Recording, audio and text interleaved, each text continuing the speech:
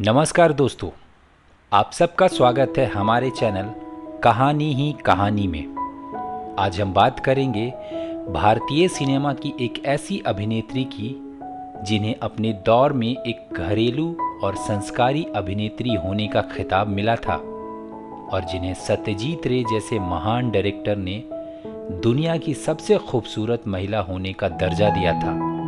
हम बात कर रहे हैं जया प्रदा की। दोस्तों, कहानी में आगे बढ़ने से पहले आप सबसे एक छोटी सी रिक्वेस्ट है।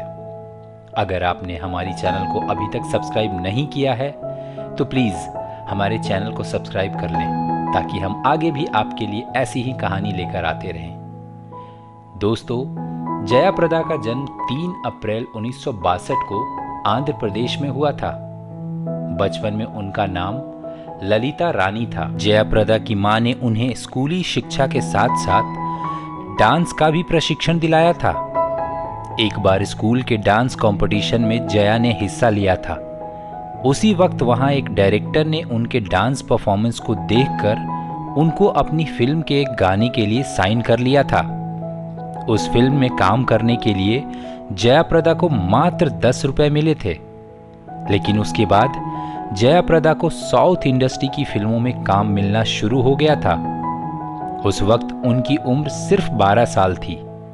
उसके बाद लगभग 5 साल साउथ इंडस्ट्री में काम करने के बाद उन्होंने 17 साल की उम्र में बॉलीवुड में पहला काम किया था, जो कि ऋषि कपूर के साथ था। इस फिल्म का नाम था सरगम। ये फिल्म और इस फिल्म के गाने जबरदस्त हिट हुए थे और बॉलीवुड में जया प्रदा की एक्टिंग की खूब तारीफ हुई थी। जया प्रदा ने इस फिल्म में एक गूंगी लड़की का रोल किया था। इसी साल इनकी एक और फिल्म लोक परलोक आई, जिसमें इनके साथ जितेंद्र थे। जया प्रदा को हिंदी फिल्मों में खूब पसंद किया जा रहा था, लेकिन ये बॉलीवुड और साउथ दोनों इंडस्ट्री में लगातार काम कर रही थी। साल 1982 में इनकी एक और यादगार फिल्म रिलीज हुई, जिसका नाम था कामचोर। इस फिल्म में इनके साथ अभिनेता राकेश रोशन थे। इस फिल्म ने भी बॉक्स ऑफिस पर धमाल मचा दिया था और इसके गाने भी खूब पसंद किए गए थे। 80 के दशक में जया प्रदा ने एक बड़ी अभिनेत्री के तौर पर काम किया था और उस दौर के लगभग सभी बड़े अभिनेता के साथ फिल्म में काम किया, जिनमें शत्रुघ्न सिन्हा, अमिताभ बच्चन, धर्मेंद्र, जितेंद्र, राजेश खन्ना, मिथुन, सनी देओल, संजय दत्त शामिल हैं। लेकिन जितेंद्र, ऋषि कपूर और अमिताभ बच्चन के साथ इनकी जोड़ी को दर्शकों द्वारा खासा तौर पर पसंद किया गया था। जितेंद्र के साथ इनकी कुछ यादगार फिल्म रही तोहफा, मकसद, मवाली, लोक परलोक, हकीकत, स्वर्ग से सुंदर, थानेदार और माँ। वही अगर ऋषि कपूर के साथ इनकी फिल्मों की बात करें तो वो थी घर घर की कहानी, पराया घर और घराना। अमिताभ बच्चन के साथ इनकी यादगार फिल्म थी शराबी, आखिरी रास्ता, गंगा जमुना सरस्वती, जादूगर और आज का अर्जुन में अमिताभ बच्चन की हीरोइन बनी थी। दोस्तों, एक बात गौर करने वाली ये रही कि जया प्रदा, जितेंद्र और श्रीदेवी, इन तीनों की भी दर्जनों फिल्म एक साथ आई थी और सब हिट हुई थी। कमाल की बात यह है कि जया प्रदा और श्रीदेवी ने बहुत सी फिल्मों में एक साथ काम किया, लेकिन शूटिंग के दौरान एक दूसरे से कभी बात तक नहीं की थी। कहा जाता है कि दोनों के बीच 36 का आंकड़ा हुआ करता था। इसके पीछे की वजह ये थी कि दोनों हीरोइन बॉलीवुड और साउथ इंडस्ट्री में एक दूसरे की कंपटीटर थी। अफवाह तो यहां तक थी कि जया प्रदा के भाई साउथ इंडस्ट्री में एक सिनेमा हॉल चलाते थे और अपनी पहुंच के दौरान वो श्रीदेवी की फिल्मों को साउथ में बहुत कम सिनेमा घरों में रिलीज होने देते थे। लेकिन ये दोनों ही हीरोइन बॉलीवुड और साउथ इंडस्ट्री में हिट रही थी। इन दोनों की दुश्मनी का एक वाकया उस दौर में बहुत फेमस हुआ था। वो ये था कि फिल्म हिम्मत वाला के हिट होने के बाद सब जगह श्रीदेवी की खूबसूरती के चर्चे हो रहे थे।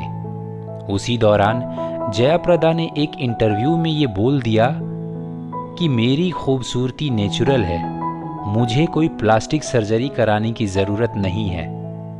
सबका मानना था कि ये कमेंट जयाप्रदा ने श्रीदेवी को किया था, क्योंकि उन्हीं दिनों श्रीदेवी ने अपने नाक का प्लास्टिक सर्जरी करवाया था। इन दोनों को एक साथ मिलवाने के लिए एक बार राजेश खन्ना और जितेंद्र ने इन दोनों को एक रूम में बंद करवा दिया था। उस रूम में घंटों अकेले रहने के बाद भी इन दोनों अभिनेत्रियों ने एक दूसरे से बात तक नहीं की। कहा जाता है कि उस समय दोनों की ही उम्र बहुत कम थी, इसलिए ये सही और गलत का फैसला नहीं कर पाती थी। लेकिन उम्र के साथ दोनों की ये दुश्मनी खत्म हो गई थी। साल 2015 में जयाप्रदा ने श्रीदेवी को अपने बेटे की शादी में इनवाइट किया था और श्रीदेवी भी अपने पति बोनी कपूर के साथ हैदराबाद उनके घर गई थी। वहां दोनों ने पुरानी बातों को भुलाकर एक दूसरे को गले लगाया था। दोस्तों, अगर हम जयाप्रदा के लाइफ की पर्सनल बातों पे ध्यान दें तो साल 1985 में एक घटना उनके साथ हुई जो कि उनकी पूरी लाइफ को बदल दी थी। दरअसल बात यह है कि जयाप्रदा को फिल्मों में अच्छा खासा कमाई हो रहा था, लेकिन वो पूरे तरह से इनकम टैक्स नहीं भर रही थी।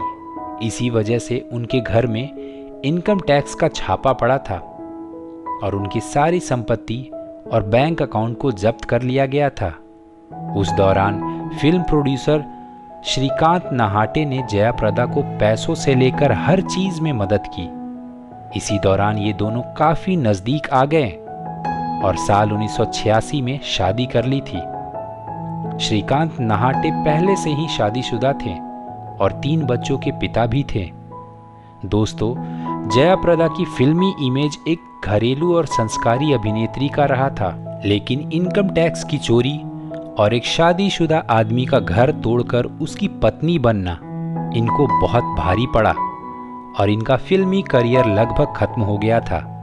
वहीं दूसरी तरफ इनके पति श्रीकांत नहाटे ने भी कभी इनको अपनी पत्नी का दर्जा नहीं दिया था और ना ही कभी कोई बच्चा ही पैदा किया था। इसी वजह से जयाप्रदा ने अपनी बहन के बेटे को गोद लिया था। साल 1994 में जयाप्रदा ने अपना पॉलिटिकल करियर शुरू किया था। उसी दौरान इनके लाइफ में अमर सिंह आए थे। अमर सिंह जो कि एक बड़े नेता हुआ करते थे, उनको फिल्मी दुनिया के लोगों से काफी लगाव था।